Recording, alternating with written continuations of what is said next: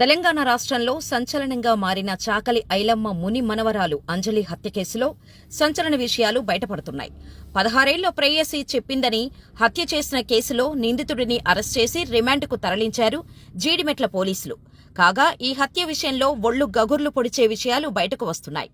ఇప్పటివరకు అందరూ ప్రేమ వ్యవహారంలో అడ్డు రావటంతో తట్టుకోలేని కూతురు ప్రియుడితో చెప్పి తల్లిని హత్య చేయించిందని అందరూ అనుకున్నాం. కానీ ఈ హత్య జరగటానికి అదొక్కటే కారణం కాదు, ఇంకా ఎన్నో కారణాలు ఉన్నాయట. అసలు తల్లిని చంపేంత పగను ఆ అమ్మాయి ఎందుకు పెంచుకుంది? తల్లికి ఆమెకు మధ్య ఏం జరిగింది?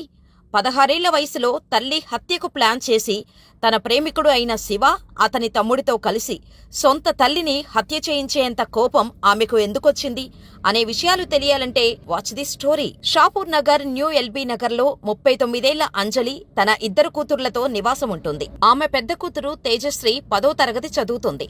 కాగా తేజశ్రీకి ఇన్స్టాగ్రామ్లో డీజే ప్లేయర్గా చేస్తున్న శివ అనే వ్యక్తి పరిచయమయ్యాడు. ఈ పరిచయం ప్రేమగా మారటంతో రోజూ చాటింగ్ చేసుకోవటం, ఫోన్లు మాట్లాడుకోవటం చేసేవారు. అయితే వీరి ప్రేమ చిగురించిన కొన్ని రోజులకే వీరి విషయం ఇరు కుటుంబాలకు తెలిసిపోయింది. దీంతో తేజశ్రీని మందలించింది అంజలి. కాని తేజశ్రీ తల్లిని ఎదిరించి ఉంటే శివతోనే ఉంటాను, శివనే పెళ్లి చేసుకుంటాను అని చెప్పటంతో అంజలికి ఏం చేయాలో అర్థం కాలేదు. కూతురు ప్రేమకు గ్రీన్ సిగ్నల్ ఇచ్చింది. ఇలా ఇద్దరి కుటుంబాల్లో వారి ప్రేమను ఒప్పుకోవటంతో శివ, అంజలి ఉన్నప్పుడే తేజశ్రీని కలవటానికి తరచుగా ఇంటికి వస్తూ ఉండేవాడు. సడన్ గా ఏం జరిగిందో ఏమో, శివ గురించి ఏం తెలిసిందో ఏమో, అంజలి ఒకరోజు తేజశ్రీ దగ్గరకు వచ్చి శివను మరిచిపో, శివ మంచివాడు కాదు అని చాలా సీరియస్ గా చెప్పింది. తేజశ్రీకి ఏం అర్థం కాలేదు. మా ప్రేమకు అమ్మ ముందు ఒప్పుకొని ఆ తర్వాత ఎందుకొద్దంటుంది అనుకుంది. అయినప్పటికీ శివను విడిచిపెట్టి ఉండలేని తేజశ్రీ శివతో ప్రేమను కొనసాగిస్తూ వచ్చింది. ఈ విషయం తెలిసిన అంజలి చాలాసార్లు చెబితే వినవా, శివను వదిలేయ్ అని చెప్పానుగా అని కొట్టేసింది. అయినప్పటికీ శివను ప్రేమించటం మాత్రం మానలేదు తేజశ్రీ. ఈ కోపంతోనే అంజలిని తేజశ్రీ చంపేసిందా అంటే కాదు. అంజలికి 2 భర్తలు. మొదటి భర్తకు తేజశ్రీ, రెండో భర్తకు మరో కూతురు పుట్టారు. అయితే వీరిలో మొదటి భర్తకు పుట్టిన తేజశ్రీ తనకన్నా రెండో భర్త ద్వారా పుట్టిన తన చెల్లిని తన తల్లి ప్రేమగా చూసుకుంటుందని ఎప్పుడూ మదనపడుతూ ఉండేది తేజశ్రీ. చిన్నప్పటి నుంచి తరచుగా అంజలి ఏ చిన్న తప్పు చేసినా కొడుతూ తిడుతూ ఉండేది. ఇలా తల్లి అంజలి పెడుతున్న టార్చర్ తట్టుకోలేని తేజశ్రీ 3 సంవత్సరాల క్రితం అంటే 7వ తరగతి చదువుతున్న సందర్భంలో పోలీస్ స్టేషన్లో తల్లి అంజలిపై కంప్లైంట్ ఇచ్చింది. ఆ తర్వాత పోలీసులు నచ్చచెప్పి పంపించారు. ఆ తర్వాత కూడా తేజశ్రీ అంజలి వద్దనే ఉంది. కేసు పెట్టినప్పటికీ అంజలిలో మార్పు రాలేదు. కూతురు తేజశ్రీని మందలిస్తూనే వచ్చేది. దీంతో ఈ నెల 2వ వారంలో తేజశ్రీ తన చెల్లెలు కలిసి శివ ఇంటికి వెళ్లి 4 రోజులు ఉన్నారు. తల్లి అంజలి బలవంతం మీద తేజశ్రీ ఇంటికి వచ్చింది. ఈ నెల 18న రాత్రి సమయంలో బాలిక ఇంట్లో ఉన్న కొంత నగదు, బంగారాన్ని తీసుకొని శివతో వెళ్లిపోయింది. దీంతో 19న అంజలి జీడిమెట్ల పోలీసులకు ఫిర్యాదు చేసింది. పోలీసులు 20న బాలికను తీసుకుని వచ్చి తల్లి అంజలికి అప్పగించారు. తల్లి ఫిర్యాదు మేరకు కేసు నమోదు చేసుకున్న పోలీసులు మంగళవారం తేజశ్రీకి వైద్య పరీక్షలు, శివను కోర్టులో హాజరుపరచాలి. దీంతో తల్లిపై కోపంతో రగిలిపోయిన తేజశ్రీ 8 నెలలుగా నేను శివను ప్రేమిస్తున్నాను, ముందుగా ఒప్పుకొని తర్వాత సడన్ గా మా అమ్మ నా ప్రేమలో విలన్ గా మారింది, ఎందుకు ఇలా చేస్తుంది అనుకున్న తేజశ్రీ తల్లి అంజలిపై కక్ష పెంచుకుంది. అప్పటికే డీజే ప్లేయర్ శివ ప్రేమలో పూర్తిగా మునిగిపోయిన తేజశ్రీ తన తల్లి బతికి ఉంటే తమ ప్రేమకు అడ్డు వస్తుందని భావించింది. తమ ప్రేమకు అడ్డుగా ఉన్న తల్లిని చంపేయాలని డిసైడ్ అయింది. ఈ విషయాన్ని నల్గొండలో ఉన్న ప్రియుడు శివకు చెప్పింది. తల్లిని చంపేయాలంటూ ఒత్తిడి తీసుకొచ్చింది. ముందు శివ ఒప్పుకోలేదు. తల్లిని ఎలా అయినా అడ్డు తప్పించుకోవాలి అనుకున్న తేజశ్రీ శివ ఎంత చెప్పినా వినకుండా నా మాట వినకపోతే ఆత్మహత్య చేసుకుంటానంటూ బెదిరించింది. దీంతో శివ నల్గొండ నుంచి రెక్కలు కట్టుకుని ఎన్ఎల్బీ నగర్లోని ప్రియురాలి ఇంటికి వచ్చాడు. ఇలా ఇద్దరూ కలిసి హత్యకు స్కెచ్ వేశారు. ఈ హత్యకు శివ 18 ఏళ్ల తన తమ్ముడు పగిల్లా యశ్వంత్ సహాయం తీసుకున్నాడు. ఈ ముగ్గురూ కలిసి అంజలిని అత్యంత దారుణంగా హత్య చేసేందుకు ప్లాన్ చేశారు. ఈ క్రమంలో సోమవారం సాయంత్రం చున్నీతో ఉరివేసి తలపై బాది అంజలిని హత్య చేశారు. అయితే కింద పడిపోయిన తర్వాత ఆమె చనిపోయిందని నిర్ధారించుకున్నారు. ఇంతలో చిన్న కూతురు వచ్చి చూసేసరికి అంజలి గిలగిలా కొట్టుకుంటూ ఉంది. దీంతో తన తల్లి కుర్చీలో నుంచి పడిపోయిందని భావించి అక్కకు చెప్పింది. దీంతో అక్క తేజశ్రీ, నేను చూసుకుంటా, నువ్వు బయటకు వెళ్లి బంధువులను తీసుకురా అని చెల్లిని ఇంట్లో నుంచి బయటకు పంపించేసింది. తమ బంధువులను తీసుకురావాలని చెప్పటంతో చెల్లి అక్కడకు బయలుదేరింది. తన తల్లి బ్రతికితే తాము చేసిన ఈ హత్యా ప్రయత్నం బయటపడుతుందని భావించిన తేజశ్రీ తన ప్రియుడు, అతడి తమ్ముడితో కలిసి మరోసారి గొంతు నులిమి హత్య చేశారు. యశ్వంత్ ఆమె గొంతు కోసి చంపేశాడు. ఈ దారుణమైన ఘటనపై కేసు నమోదు చేసిన పోలీసులు ముగ్గురిని అదుపులోకి తీసుకున్నారు. ఈ క్రమంలో చంపిన చున్నీని నిందితుడు నడుముకి కట్టుకొని ఉండటం పోలీసులు నిర్ధారించారు. ఈ ఘటనలో పోలీసులు 19 ఏళ్ల శివను అరెస్ట్ చేశారు. ఈ ఘటనలో మైనస్ అయిన ఇద్దరిని హోంకు తరలించారు. అయితే ఈ దారుణానికి ప్రత్యక్ష సాక్షి అయిన నిందితురాలు తేజశ్రీ చెల్లి ప్రియా చేసిన వాంగ్మూలం మరింత భయానక విషయాలను వెలుగులోకి తెచ్చింది. చిన్న కూతురు ప్రియా మాట్లాడుతూ, ట్యూషన్ నుంచి వస్తున్న నన్ను మా అక్క గల్లీలోనే ఆపింది. అమ్మ ఒక ఆంటీని తీసుకుని రమ్మంది. పద వెళ్దామని తీసుకువెళ్లిందని తెలిపింది. 20 నిమిషాల తర్వాత తాము ఇంటికి చేరుకోగా అప్పటికే కిచెన్లో అమ్మ స్పృహ లేకుండా పడి ఉందని, అమ్మను నేను చూసుకుంటా, నువ్వు బయటకు వెళ్లి మీ ఫ్రెండ్ నేనెవరినైనా తీసుకొనిరా, గల్లీలో ఆంటీ వాళ్లకు ఎవరికీ చెప్పకు అని అక్క చెప్పిందని వెల్లడించింది.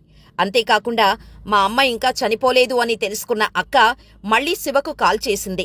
అమ్మ ఇంకా చనిపోలేదు, కాళ్ళు చేతులు ఆడిస్తోందని చెప్పింది. మళ్లీ శివ, యశ్వంత్ వచ్చారు. సుత్తితో అమ్మ తలపై కొట్టారు.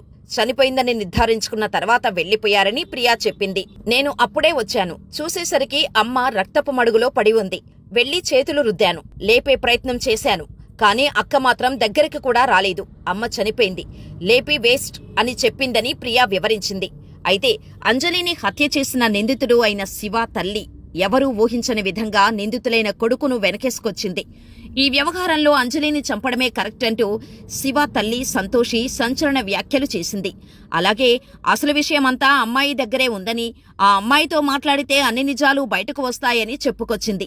ఈ రోజు కాకపోతే రేపు వెళ్లి నా కొడుకును తీసుకొచ్చుకుంటాను, ఎటువంటి పశ్చాత్తాపం లేకుండా నిందితుడు శివ తల్లి సంతోషి చెప్పడం అందరినీ ఆశ్చర్యానికి గురిచేస్తుంది. ప్రస్తుత సమాజంలో మానవ సంబంధాలు మంటగలిసిపోతున్నాయి.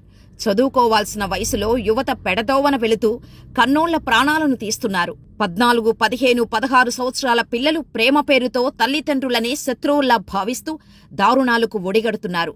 తెలిసి తెలియని వయసులో ఆకర్షణ, ప్రేమ అనే మాయాజాలంలో చిక్కుకొని చిన్న నిరాకరణను పెద్ద అవమానంగా తీసుకొని ప్రతీకారాలు తీర్చుకుంటున్నారు. నా ప్రేమను అడ్డుకుంటున్నావా అనే భావోద్వేగంతో కన్నవారినే కాటికి పంపుతున్నారు. ఈ మధ్యకాలంలో ఇటువంటి ఘటనలే ఎక్కువగా జరుగుతున్నాయి.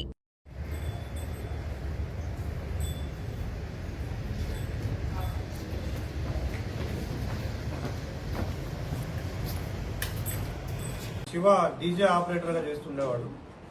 ఇతను కట్టంగూరులో ఉంటాడు. ఇతనికి 19 ఇయర్స్, ఇంటర్మీడియట్ సెకండ్ ఇయర్ చదువుతున్నాను చెప్తున్నాడు. ఎక్కువగా డీజే ఆపరేటర్ చేసి ఇతనికి ఆదాయం సంపాదిస్తూ ఉండేవాడు. ఈ డిసీజ్డ్ ఎవరైతే ఉందో ఈవిడ తెలంగాణ సాంస్కృతిక కళాకారుల బృందంలో సభ్యురాలు. గత 20 సంవత్సరాలుగా హైదరాబాద్లో ఉంటుంది. వీళ్ళ నేటివ్ వచ్చేసి ఇనుగుర్తి గ్రామం, కే సముద్రం మండలం, మహబాద్ జిల్లా.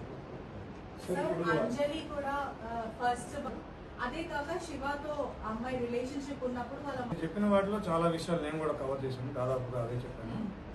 సో మీరు అన్నట్టుగా ఈ అమ్మాయి ఒక 3 సంవత్సరాల క్రితం 7th క్లాస్లో ఉన్నప్పుడు పోలీస్ స్టేషన్కి వచ్చి తల్లి మీదనే కంప్లైంట్ చేసి నేను ఉండను ఈ వీడితోటి అని చెప్పేసి హోమ్లో ఉన్నమాట కూడా వాస్తవం. అది కూడా జరిగింది. ఈ అమ్మాయి మా ఇంటరాగేషన్లో కూడా దాదాపుగా మీరు చెప్పిన పాయింట్లన్నింటినీ కూడా ఏకీభవిస్తూ ఈ అమ్మాయి చెప్పిన పాయింట్లు ఎక్కువగా పడుతూ ఉండేది అనేది, నన్ను ప్రేమగా చూసుకోలేదని నాకు అనిపించింది అని కూడా అమ్మాయి చెప్పడం జరిగింది. జిల్లా హై స్కూల్లో కూడా సార్ ఇప్పుడు ఈ అమ్మాయి CCL, child in conflict with law. So we have to take all the necessary precautions and procedures.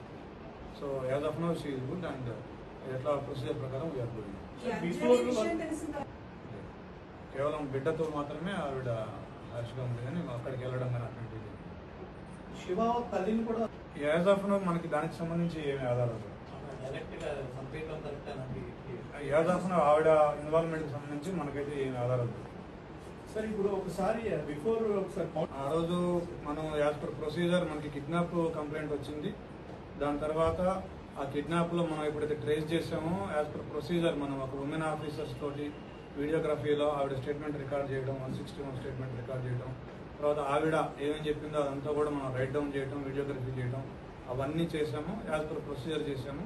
ఆ రోజు వాళ్ళ మదర్ కూడా, ఆ అమ్మాయి కూడా ఎక్కడ ఎలాంటి వేరే ఇష్యూస్ కూడా మనకి ఏం చెప్పలేదు. ఆ మదర్ కూడా హ్యాండ్ ఓవర్ చేయడం జరిగింది. అంజలి ఫస్ట్ ఫస్ట్ ఎలా మొదట యాక్సెప్ట్ అది మా అంచనాలు అయితే మాకున్న సమాచారం ఏంటంటే ఈ అబ్బాయి ఫైనాన్షియల్ బ్యాక్గ్రౌండ్ కానీ లేదా ప్రొఫెషన్ కానీ ఈ అబ్బాయి బిహేవియర్ కానీ ఆవిడకి నచ్చలేదేమో అనేది ఒక థ్యాంక్ యూ.